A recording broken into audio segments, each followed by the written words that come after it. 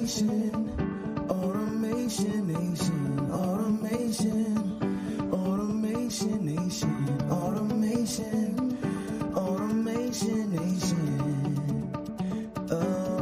the nation, automation nation, automation nation, automation nation, around the nation, around the nation, around the nation. Welcome to the Automation Nation Podcast, the show for business leaders, tech aficionados, and those who are just simply curious about where technology and business are going. Automation Nation is your gateway to understanding automation, AI, and the future of business. Don't get left behind. Tune in now and subscribe for more.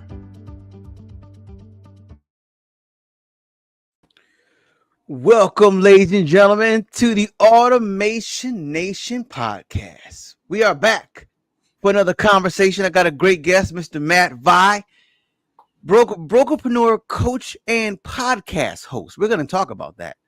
And we're going to talk about how you can start to enhance your brokerage, enhance what you're doing, and maybe start looking at some technologies and some best practices. Matt, what do you like about best practices?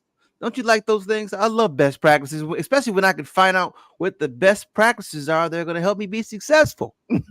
Absolutely.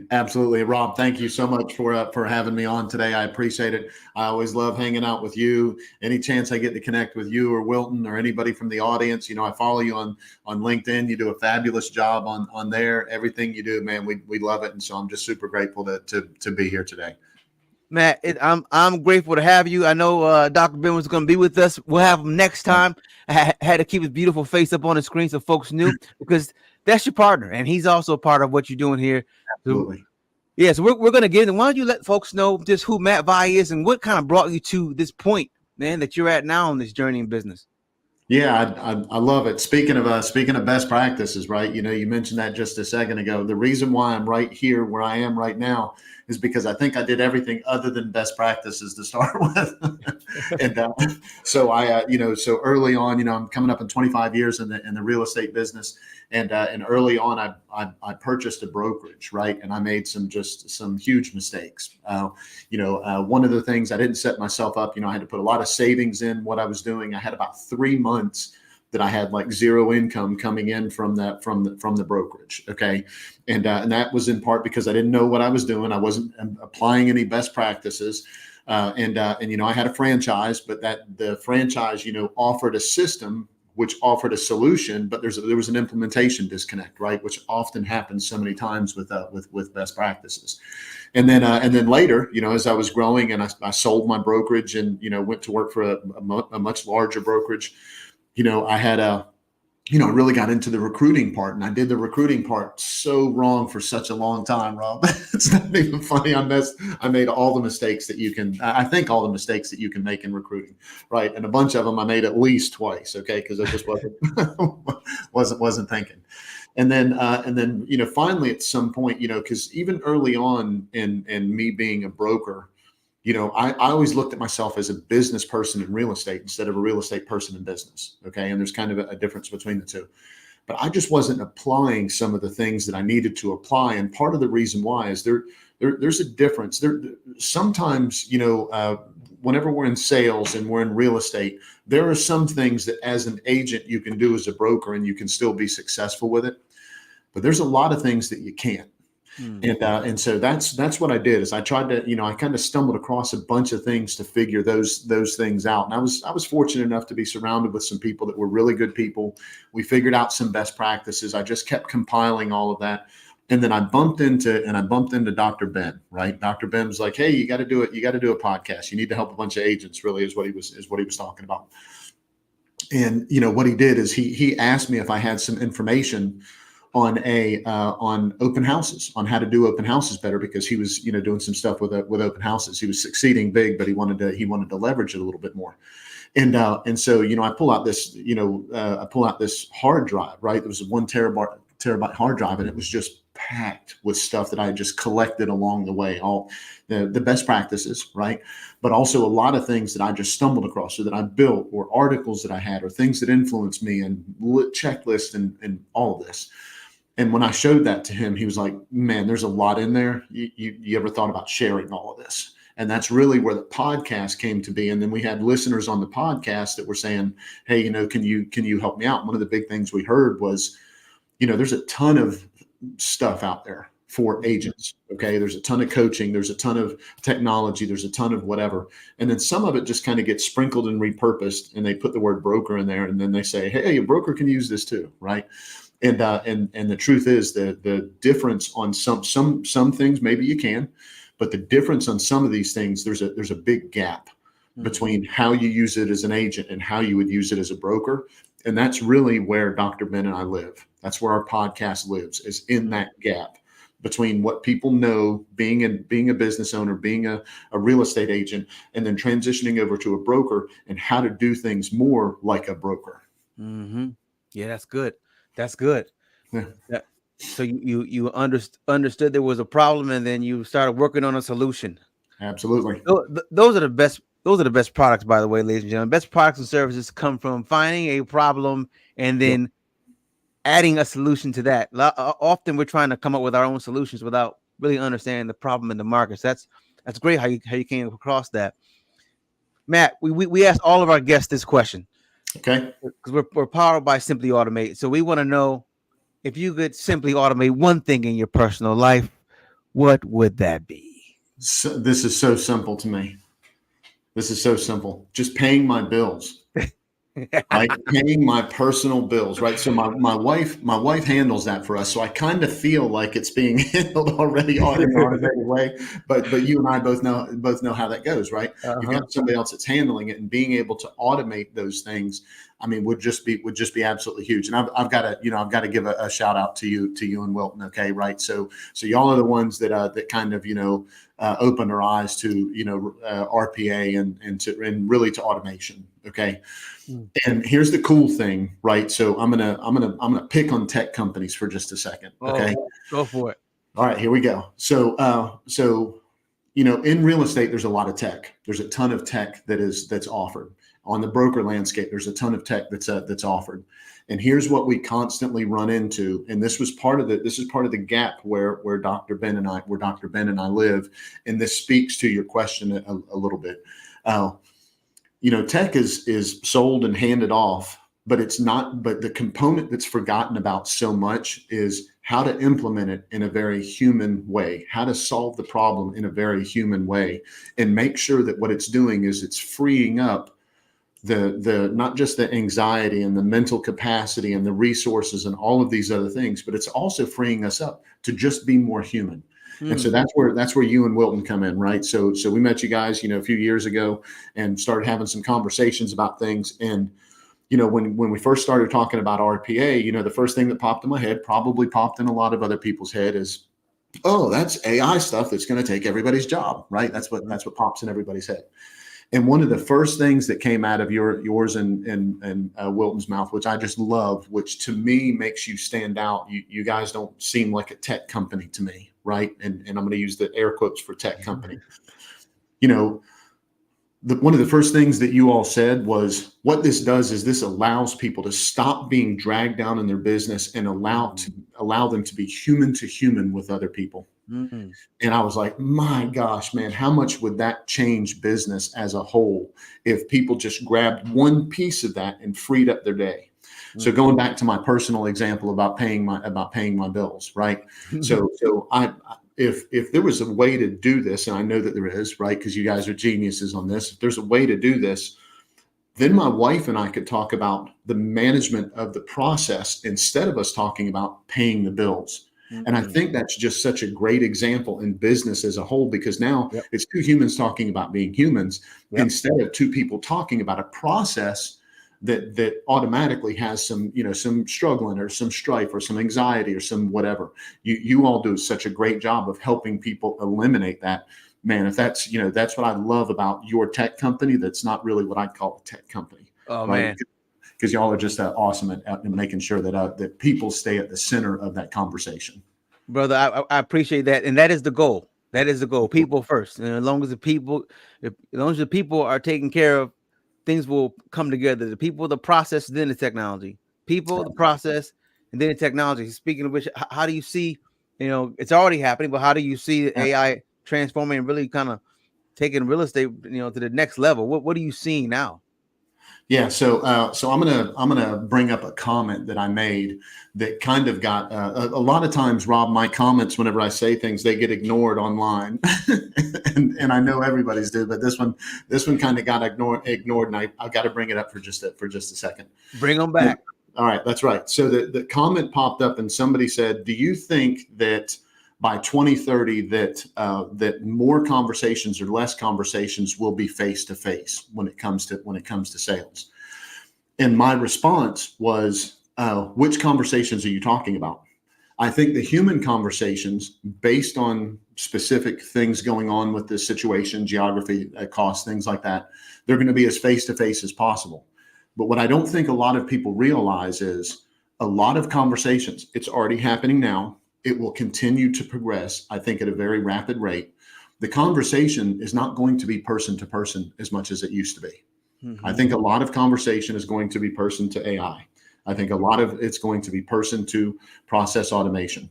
And so you don't get face to face with that conversation. And that was my point on the post. I said, which conversation are you talking about? Are you talking about the conversation between two people? Or are you talking about the conversation between one person and AI? And one person, unfortunately, might think they're talking to another person, but they're really not talking to another person. They're really talking to AI. That's already happening right now in a lot of industries. It's already happening a lot in real estate. Yeah. And so I think that's going to accelerate. And if it's done the right way, I like where it goes. If it's done in an evil way, I don't like where it goes. Right. It's pretty simple, right? Yep. If it's done keeping that human factor, like you talk about, man, let's keep moving that forward, because it's going to free people up to be free to be people. But the manipulation part, we've got to be super careful about, I think. Yeah, you're 100% correct. I mean, it's like, a scalpel. And I say it all the time. Automation and AI technology itself is like a scalpel. It can be used to save lives or the opposite. And so it's up to the user. And so the user has to understand what they're dealing with. I love the fact that you highlighted that, and I'm glad you went back to that question, because that it need to be addressed. Let's talk about how we can increase some profitability, because I know you have some strategies, and I got a lot of brokers that are tuning in, a lot of folks who are interested in raising some finance. So give us some tips. Yeah. So vocabulary is really important to us. Okay. And whenever I say that, understanding the meanings of certain conversations you're having to us is really important. Let me tell you a conversation that we have with our brokerpreneurs on a regular basis, right? Are you running a real estate company? Are you running a real estate brokerage? Or are you running a company that focuses on real estate? That is three completely different things. Okay. Ooh, bring that back again. Yep. Okay. So are you running a real estate company? Are you running a real estate brokerage? Or are you running a company that focuses on real estate? Because it's three completely different things. Let me give you an example really, really quick. A real estate company is a company that maybe goes out and flips properties and buys and sells property and does property management and all of that. And that really is your primary focus. Not that you won't do other things, but that's your primary focus. A real estate brokerage is a company where you focus on real estate sales agents and growing their business, and that really is your primary focus. You might do some ancillary things, and you might have title and mortgage and whatever, but the truth is you really focus on the agent part of that. Okay. And then there's a company that focuses on the real estate industry. And what that means is that is a company that its primary focus, maybe it has a brokerage component, maybe it has a property management component, maybe it has a component that is about flipping, maybe it has a relocation component, maybe it has a commercial component, maybe it has title and mortgage and all these other things collectively that build together what that company is all about. Okay. So vocabulary first is, what kind of company are you running? Because where we see a lot of brokers struggle is they're running a real estate company, but they want to recruit as if they're focusing on a real estate brokerage. And you have to be really careful with that, because if you're not set up for that structure wise, then it turns into an issue when you really do start hiring people and then they don't fit into that culture and they don't fit into that model that you have. And so knowing what type of brokerage you have first allows you to really focus on the type of information that you need to be using in your business to make sure you're taking your profitability to that next level. Does that make sense? Oh, 100%. Understand where you are, so that'll help you understand where you want to go. Absolutely. Yes. Yeah. And so from most of who we deal with, there's three main components, right? It's recruiting, retention, and per agent productivity. And if you do your recruiting correctly and you do your per person productivity correctly, it equals retention. Right. So recruiting plus PPP equals retention. Okay. Whole different conversation there. Let's don't get sidetracked on that. And then there's a time for, ancillary services and all the other things that you do. And do you want to shift from being a brokerage to being a company that focuses on real estate? Or do you want to shift from being a brokerage that focuses to being a real estate company? All of those things are options that you can make once you know who you are, once you know what it is that you do, and once you know where you want to focus to grow that profitability. At that point, it makes it easy for you to plug into the right way to grow profits. Not that you can't cross between those, you can, but if that's not where your resources are, you're just creating a lot of issue for yourself. And quite frankly, that's why they need to call Rob and Wilton, is because those two can help them figure out how to make that crossover in a very efficient way without adding all that extra overhead. That's big. Again, understanding where you are gives you better clarity on where you need to go and how you need to go there. Identifying exactly what your objectives are. Yeah. It sounds like common sense, but nothing's common sense. No. Put it like this: even if it's common sense, it doesn't mean it's common practice. Absolutely. Yeah. And so let's go back to the tech company example for just a second, right? That's good. So we hear people talk about CRMs, right? There's about 1 million different CRMs these days. Okay. And so the best CRM is the one that you'll use. Smart coaches say that all the time, right?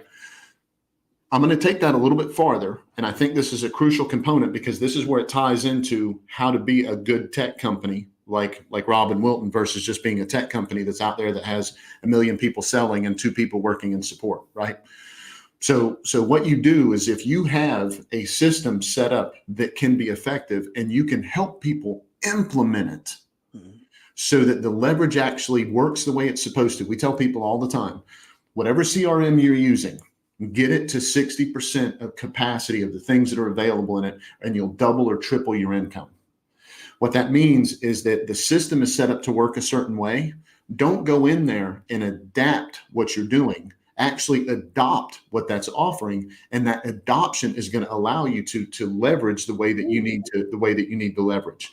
Now, with that being said, the company that you choose, you got to be careful with, because there's a lot of companies that make adoption very hard. They make adoption really easy, because they'll send you a couple of videos. You got 20 minutes that you sit with whoever, and then you buy 96 extra hours at $12 million a month. And the next thing you know, you can have it up and running, right? That's not the best option for most people. Right. You have to have things in place that allow you to leverage and get connected and get started and move into the adoption stage as quickly as possible, so that there's other parts of your business that can adapt and not the other way around.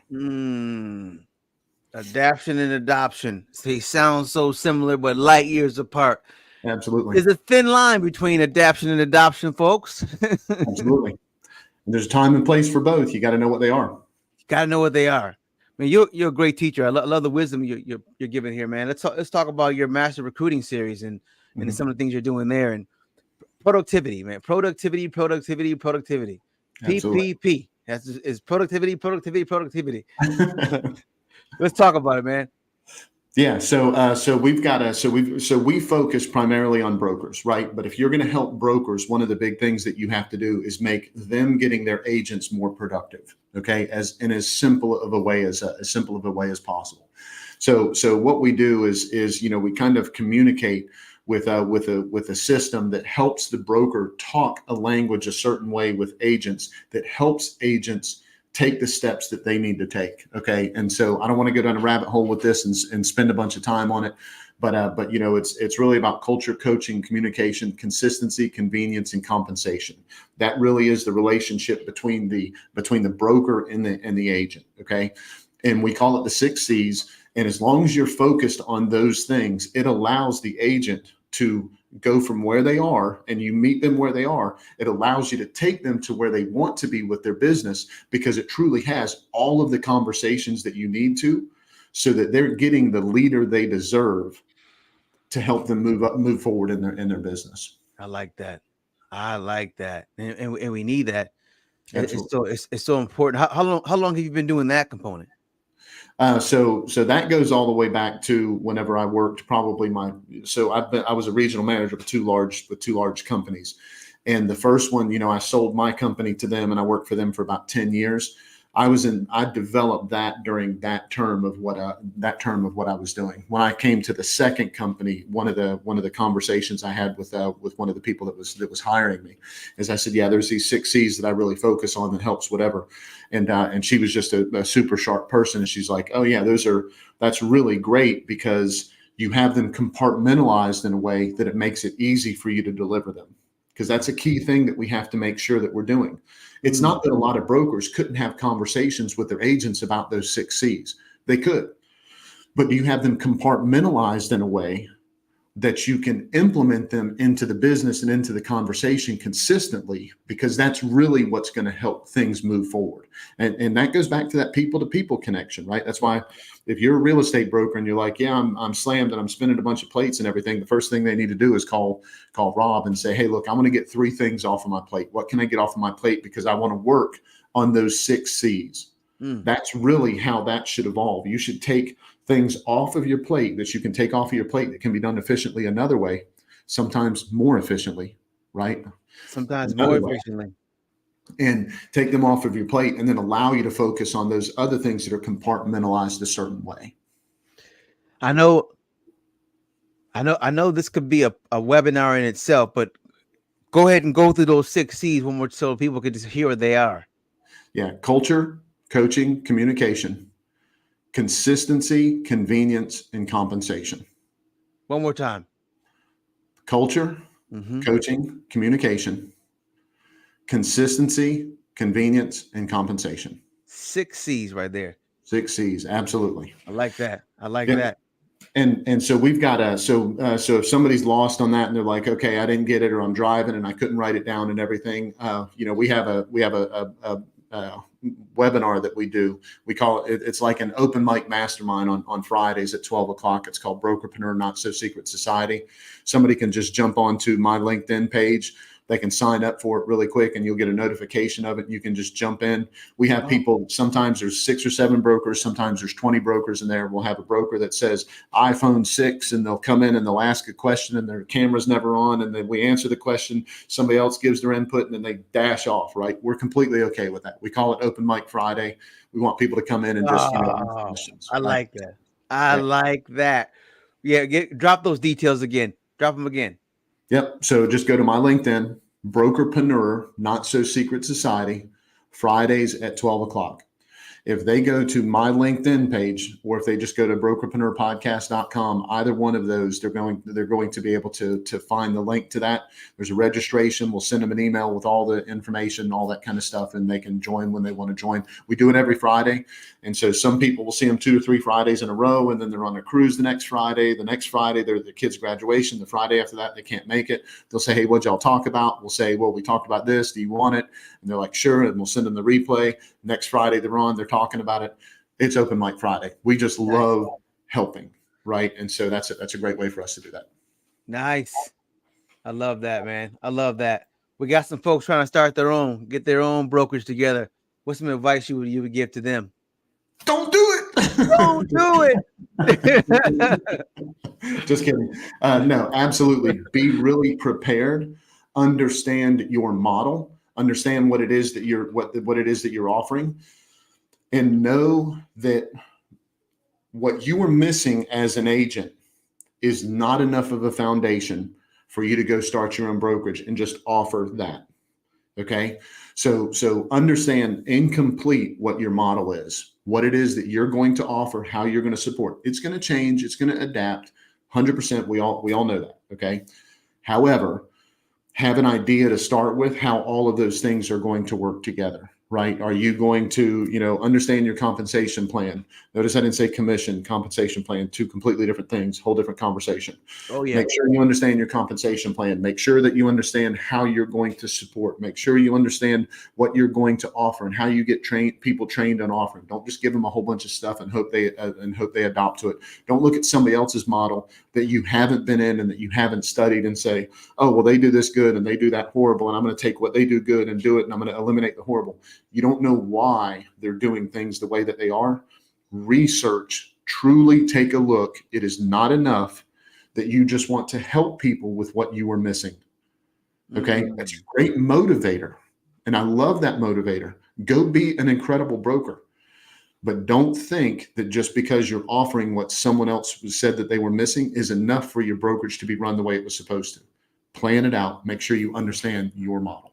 Man, that is fantastic. Because I could see how that could quickly inspire someone to solve the problem that they were having, which is admirable, but that is not necessarily the business model. That's a good breakdown. Yeah. Good breakdown. Cool. Matt, if you could automate one thing in your business life with a wave of a wand, one thing right now, what would you automate?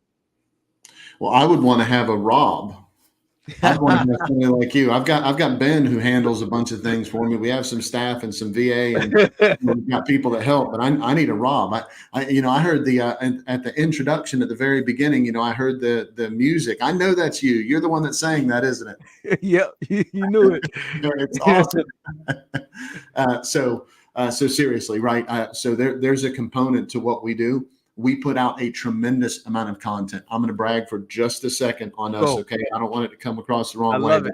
I love it. There is no doubt in my mind that our podcast puts out exponentially more great content than most coaching companies offer real estate brokers. Somebody can just connect with us and listen to our podcast and get a tremendous amount out about it. But what we run into is breaking that down into pieces that are more digestible and bite size. And because they're more digestible and bite size, it would allow people to adapt until they can adapt until they can adopt. It would allow them to take that step if they needed to take that step. So having something like that broken down just a little bit, that would be absolutely huge to us. That would be something that would make a big difference. We use some software to do it, and we have some VAs that we have help out, but we got to catalog and we got to categorize it. And then we have to put it into a content calendar. We have to, there's just so many things that have to be done with it that are just super labor intensive. If we could find a way of automating all of that, because Rob, we're probably coming up on 2.5 terabytes of information. Okay. Wow. And videos and audios and webinars and all of that. Now, part of it's because of the quality of, and then part of it's because of the quantity that we put out. But there's just a tremendous amount of data that we put out. We're coming up in 300 episodes of podcasts that are between 25, 30 minutes long to an hour plus, and webinars that are 3 hours. And we've got masterminds. Our clients have masterminds with us every day of the week, 5 days a week, that are at least an hour long. So we just have a tremendous amount of helpful content. And so being able to break it down and catalog it in a very automated way, that would be super killer. I like that. That's a good one. That sounds doable, Matt. Sounds doable in the foreseeable future for you. How about this, man? Let's get your best piece of business advice. Your best piece of business advice, or if you have your own personal quote. Let's hear yours. Yeah. So I like recruiting because I'm a sicko, right? So there's not everybody loves recruiting, right? Some people dread it. Some people like it. But here's what I would probably say is my favorite quote that kind of helps keep us on track and is a great way to make sure that other brokers that are looking to really take that first step to have the mindset the way that they need to. Right. So the first thing an agent should receive is value. And the first thing they should experience is a culture of growth. If you keep that in mind when you're trying to grow your brokerage from a recruiting standpoint, I promise your recruiting will be exponentially easier. First thing they should receive is value. The first thing they should experience is a culture of growth. Those things will help the agents that you really want to get into your office and be more productive. It's going to help make sure that you're connecting with the right agents. Yes. And so that's what, one piece of advice, one quote, that's kind of it. But there's so many great business quotes out there. I don't even know, this, we talk about this kind of stuff, we'll go back and forth on LinkedIn. There's just so much great information these days. There's so much to choose from. And I think that for me, the reason why this is tough is because what was my favorite quote a year ago, as an example, in my favorite book a year ago, because I always want to learn, might not be my favorite book now. Right. Because there's something that I learned, right? You can go back and read a book. You can read a book, go read another one, and then go back and read that other one and go, oh my gosh, I get this better now because of what was in that. So it's hard for me to say, man, this is my favorite or whatever. So I kind of go back to the whole mindset, right? What really adjusts your values? What changes the way that you look at things? That's what I love. And that's why, first thing an agent should receive is value. The first thing they should experience is a culture of growth. That's what we kind of, that's what we stay close to.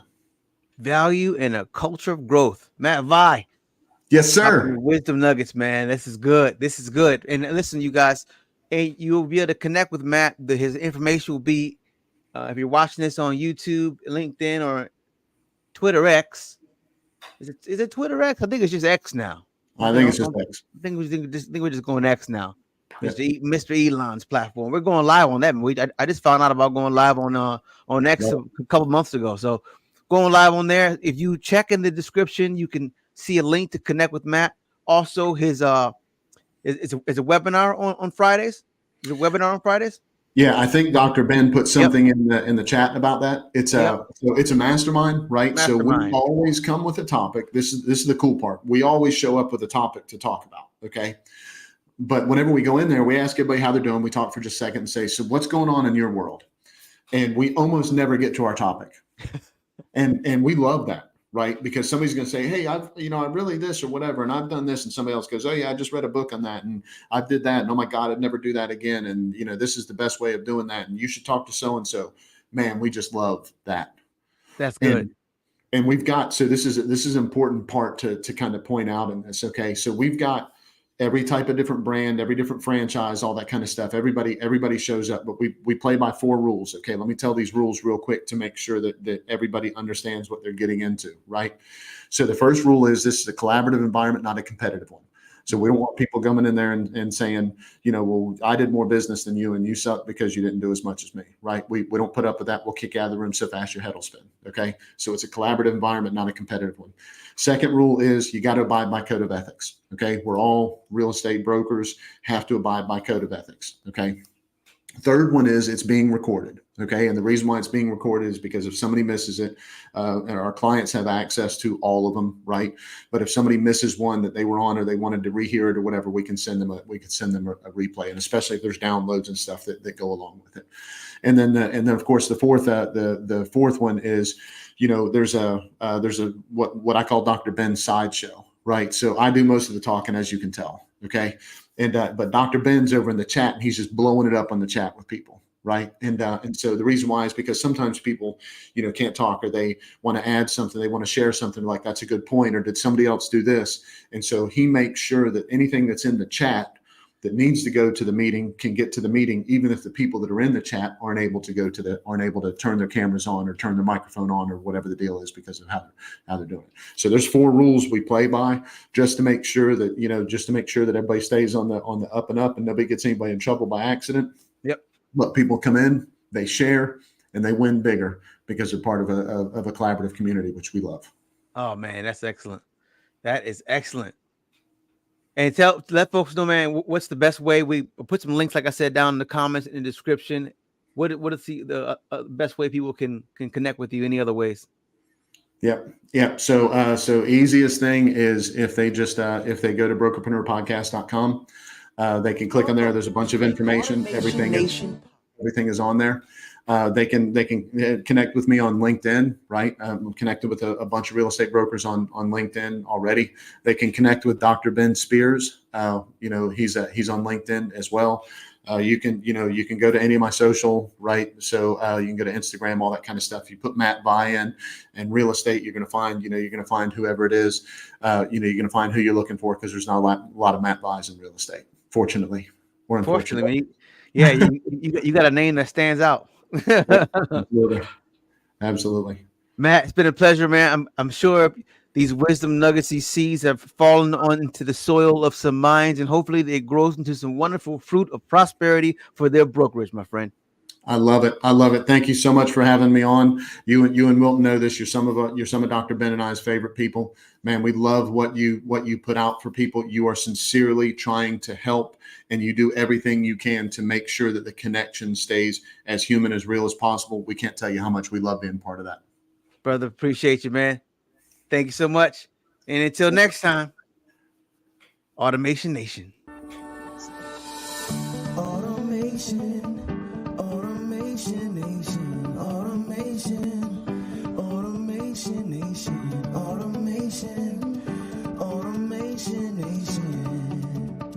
Around the nation. Automation Nation.